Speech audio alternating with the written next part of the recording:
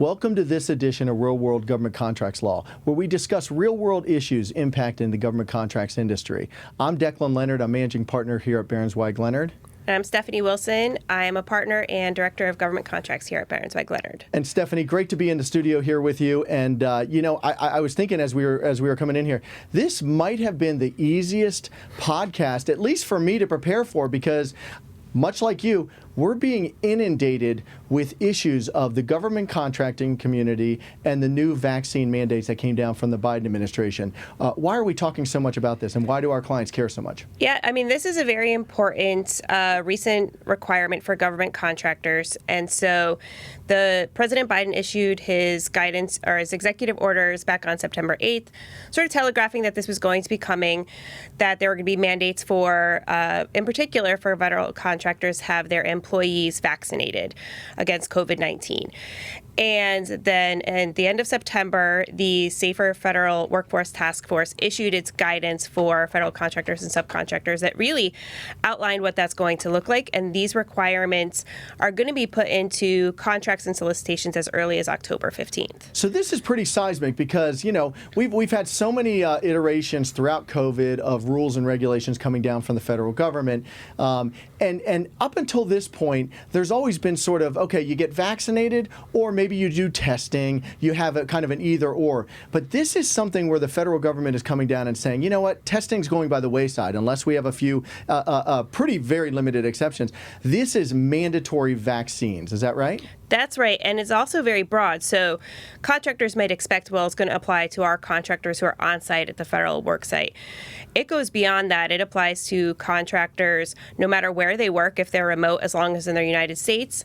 And it applies to employees beyond that within the contractor's company. So employees that support the contracts in some way, even indirectly, as well as other employees that might even come into contact with any of those people at the contractor's workplace. So in other words, just to get this straight, your employees work completely remote on a government contract, but they work at home.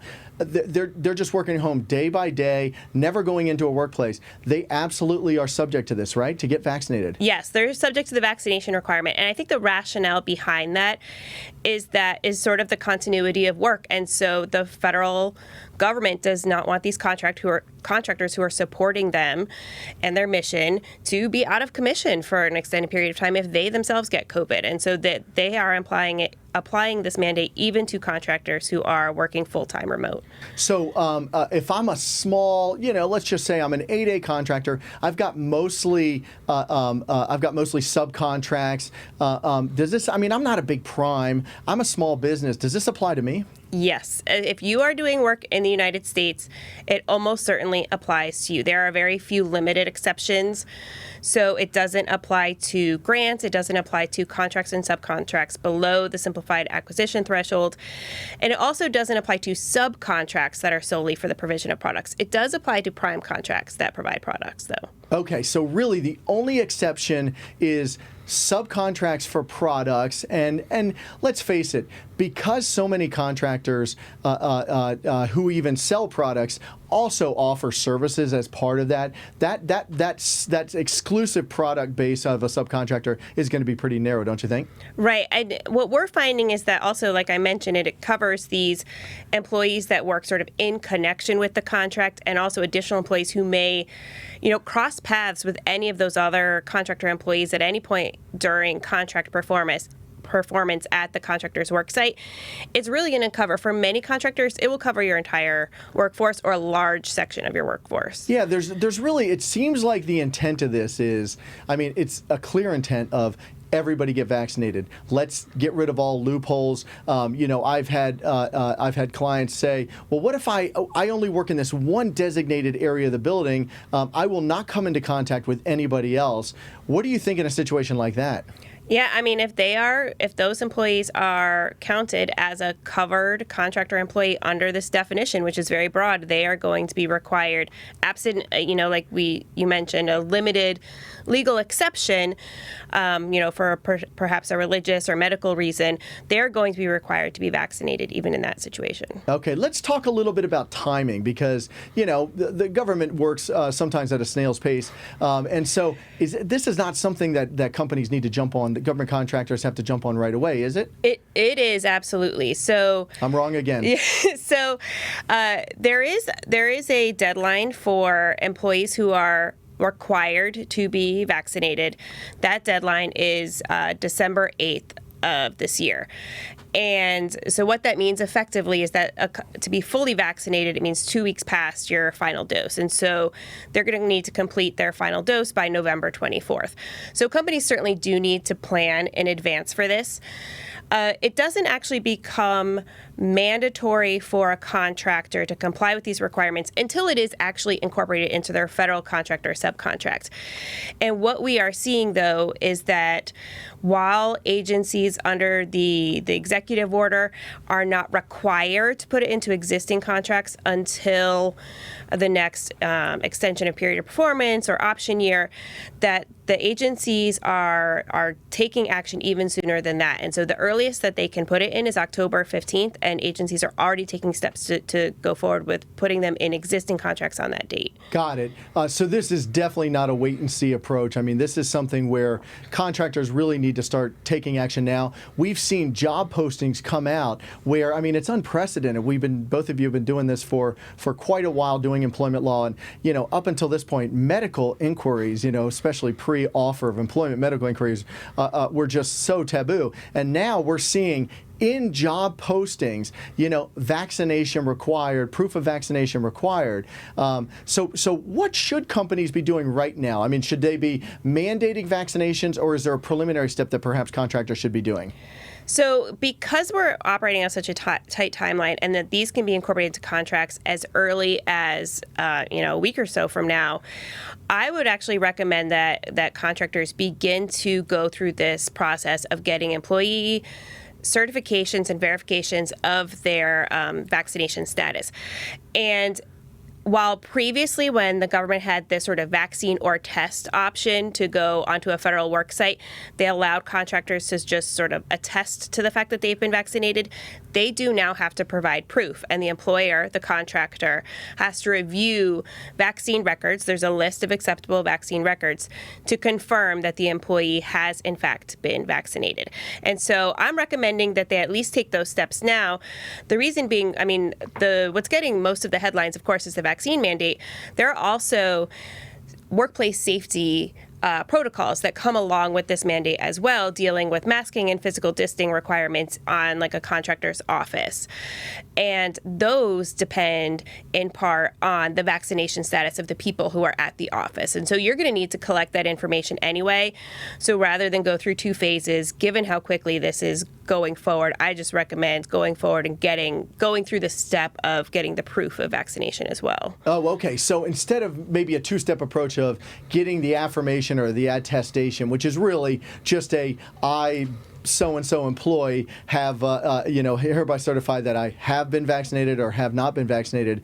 You're saying skip that and go straight to the proof one. And for those that cannot provide proof, I mean, I think you got to provide them notice that, hey, look, this is coming down the pike. This is going to be a condition of employment. Right, absolutely. So while they need to, submit these forms now, and they may say that they are not yet vaccinated or not yet fully vaccinated, they still have until December 8th to be fully vaccinated. So it doesn't necessarily mean you need to take action now with regard to those employees, other than making sure that once these mandates are in there, the safety mandates, that they're complying with whatever the masking, and perhaps depending on the agency and the worksite, any testing requirements that are in place too for anyone who is not fully vaccinated. And we just got done the fiscal year for the government ended September 30th. So when we talk about new contracts or new extensions or new options being exercised, now is kind of the time that that's all happening. So I've heard from some people that say, yeah, but our contracts are already in place, they're already existing. So really, can't we kick the can down the road a little bit? What do you think on that?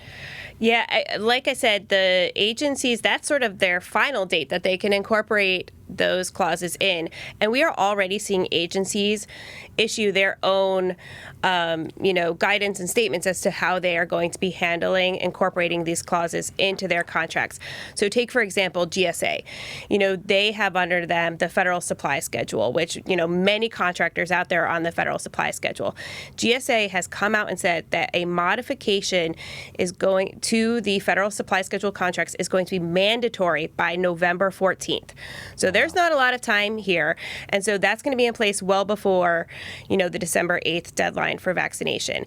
And contractors must sign that modification by November 14th, or they will not be eligible for any new orders off their federal supply schedule. So this could impact not only the health of the workplace when you have a mix of vaccinated and unvaccinated employees working perhaps in close proximity, but this is also a business issue, isn't it, at the end of the day? Yeah, absolutely. And one of the issues that, we're dealing with is there's some pushback out there. I mean, there are definitely employees out there who are not vaccinated, whether they have a medical reason for not being vaccinated, whether they are just, sort of skeptical about vaccines or have been waiting for more information, wanting, there to be sort of more proof or evidence about how well these vaccines work. There's a whole host of reasons why they may not be vaccinated yet. But this is a requirement, and there are very limited exceptions to that requirement. Let's talk about those exceptions. I mean, we've heard a lot about them. The medical exception, we kind of always in employment law thought of this as the Americans with Disabilities Act and whether or not there's a reasonable accommodation, but they called it a medical exception. And then there's also what I believe is going to be a much rarer one, which is the religious exception. And we've been fielding some of these specific calls from our clients. Like, how should government contractors handle these requests for these exceptions? Right. So the task force has put out on their website templates that can be used for gathering that information from an employee who has requested an accommodation. So basically, the first step is to follow up with the employee, confirm that you've, received their request, and let them know that they need to complete this, formal request form and provide all of the required information on there. And so from the medical context, it includes getting documentation from your doctor or your medical provider that explains what the need or what the reason is for the exception. And this is going to be really important. I think the medical one is the one that will probably get the most attention, the one that will cause perhaps the most heartburn for companies, because, we have a phrase here in the office when we've been dealing with employment law and the Americans with Disabilities Act. We always tell our companies, don't play doctor. And yet this is one area where they're kind of like between a rock and a hard place. They actually do have to play doctor because they're the ones that are supposed to be making these decisions. And now they have to look at this and you get a doctor's note that says, well, there's a risk because somebody might be immunocompromised or autoimmune, and then you're like, well, what do I do with any of this stuff? So what kind of advice are you giving to clients? So again, I think it's making sure that the employee is getting documentation from their medical provider and, gathering whatever information that the medical provider has to explain why that employee can't receive the vaccine or can't receive the vaccine now. There are some legitimate reasons to delay getting the vaccine too, such as if you've had COVID recently or have had certain treatments and things like that. So getting that documentation from the doctor, and then it is really done on a case-by-case basis. So a lot of it depends on, what is the nature of their, medical condition, what is the nature of their job responsibilities. I think to some extent this may be a situation where whether somebody is actually a contractor employee or maybe is someone who might come across paths with them at some point in the future, right? Like there are different ways to handle it based on the specific circumstances of that employee. But I mean, essentially what they should do is gather that information. If they feel like there's any gaps or questions, they can follow up with the medical provider if not all the information is provided, or have the employee follow up with the medical provider. And then to speak with legal counsel on this. I think it's actually very important. Shameless plug. I love it. Yeah, but it's very important, I think, in this aspect, because not only are you dealing with the be, perhaps the ADA or other things. There may be state, disability laws that might come into play as well. And so not everyone who requests an exception is going to obviously be entitled to an accommodation, but because it is on such a case-by-case basis, really analyzing all of the factors is going to be important. Yeah, we've been doing Americans with Disabilities Act evaluating accommodation requests for many, many years. I think we're in a different territory now because in the past it would be, let's just say an employee had a back injury or something, or let's just say a mental health issue or whatever. That kind of impacts that employee, and then you can look at a request for an accommodation in a vacuum. But when you're talking about COVID and whether you're vaccinated or not vaccinated, you're balancing that with a lot of the impacts that this has on other employees and the safety issues of other employees in the workplace. Right, and that's actually one of the factors that the task force, the FAQs actually cover, is that one of the balancing factors is the risk to, your other contractor employees, the federal employees, if they're facing the public.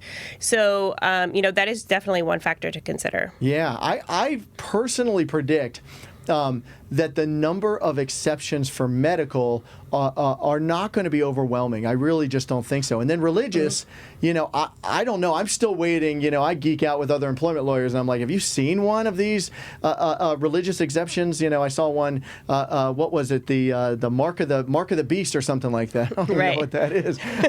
But that was one of them. I guess people thinking that whatever the injunction does is, I don't know. Yeah. Damns their soul eternally. I don't know what it does, but I'd like to see that paperwork. And those are interesting. And again, I think it will obviously be on a case-by-case basis. But what I have seen, some other large, outside of the government contracting space, some other large companies out there, they've already have some of these mandates in place. And, some of the pushback on people who are claiming exemptions based on whatever reason is, what other vaccines have you received? When did you last receive them? What medications do you take? Because if it's based on how the vaccine is developed, what are the objections?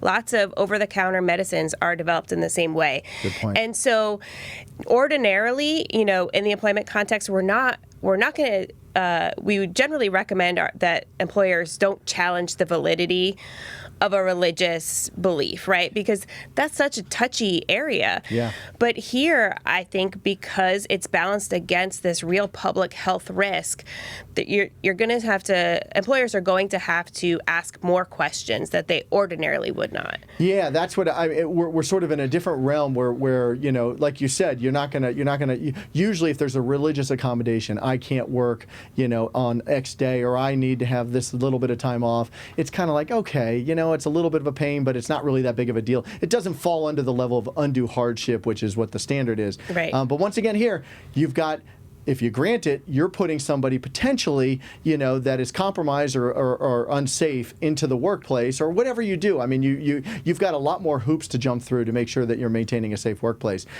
So this is great. Let's talk about some maybe just practical steps. Who's doing this at the government contractor? Who are the poor souls that have to administer this? Does the law talk about this at all? Yeah. So actually, one of the requirements of the task force guidance is to appoint somebody as the person who sort of implements the program and makes sure that there is compliance with the guidance. And so it's usually falling on someone in HR because they're the one who field all the requests. What kind of titles? Are you like the vaccine czar? I don't know. What are you? Yeah, I think, like infectious disease response coordinator, or, you can come up with all kinds of catchy terms for that. Do you put that on your LinkedIn profile, or what do you do here? Yeah, and so you definitely have to have a person who is in place. They're the one who, is making sure that, everybody is vaccinated, whether they're the one who actually reviews the records or not. They are making sure that that process is being taken care of. There are some safety requirements, so every visitor to the workplace who is unvaccinated is because the vaccine mandate obviously does not apply to people who are visitors to the work site necessarily if they're outside your company. So there's mask requirements for people who come on site, whether they're vaccinated or unvaccinated. Again, that depends on sort of the level of community transmission, whether it applies to vaccinated individuals or not. So you're going to have someone who's responsible for making sure that message is out there. You know, there are signs posted at the front desk or masks available at the front desk or whatever. And then the other thing that contractors also need to do is flow this down to their subcontractors. It's going to be a mandatory flow down term. Okay. And so, again, stopping at the point where you're dealing with someone who's just supplying products, but it's going to go down to your subcontractor as well as their lower tier subs. And so that's another thing that, some subcontractors out there, they may not be dealing with the government sort of on a day-to-day basis, and this may not be on their radar. I'm recommending that companies give their subcontractors a heads up. This is going to be coming, so you should be preparing as well. Government contractors are getting inundated with information. They're hearing competing things. So I find it sometimes helpful to take like a higher level approach. Basically, my higher level approach is, listen, if you're a government contractor, just like if you're a federal employee, there's a groundswell here for getting vaccinated. We can talk all we want about, this exception, that exception, when we do it or what. It's not a matter of if. It's really a matter of when, don't you think? Yeah, I agree. And like you said, there's going to be perhaps a couple of employees, they're going to push back, they're going to claim exceptions. Some of them are going to have some legal exceptions, and those will need to be dealt with on a case-by-case basis. But overall, contractors need to be prepared. This is going to be in your contracts. If you're a federal supply schedule contract holder, it's going to be in your contract no later than November 14th. And for everybody else, it could be in there as early as October 15th, depending on, your agency, your contracting officer. So you definitely need to start preparing now. Okay, perfect. Stephanie, great discussion. I think I've got 5 messages on my phone since we've been in here. More questions from our government contracts clients on this very topic. Yes. But thank you for joining me in this great discussion. And thank you, everybody, for listening. And we hope you found this useful information.